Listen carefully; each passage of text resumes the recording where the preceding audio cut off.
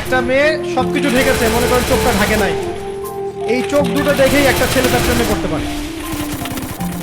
একটা ছেলে হিসেবে বলছি, এটা সম্ভব। একটা হাতের কবজি দেখে আপনি একটা মেয়ের প্রেমে পড়তে পারেন, ভালো লাগতে পারে, সম্ভব। মেয়েদেরকে আল্লাহ পাক এত সুন্দর করে সৃষ্টি করেছে। আল্লাহ পাকের সবচেয়ে শ্রেষ্ঠ সৃষ্টি হচ্ছে মেয়ে।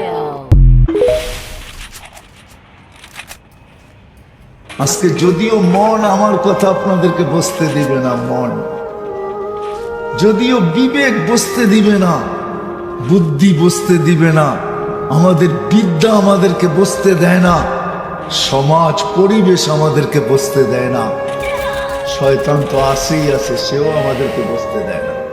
সত্য আমার কথাই, ছোট জীবন গোড়া যাওয়া উদ্দেশ্য, আর কোনো উদ্দেশ্য না, কাটায় যাওয়া না, গোড়া যাওয়া। যে গোড়া যাবে সে আল্লাহর কাছে পরিচয় পাবে, পরিচিতি পাবে, ইজ্জত পাবে।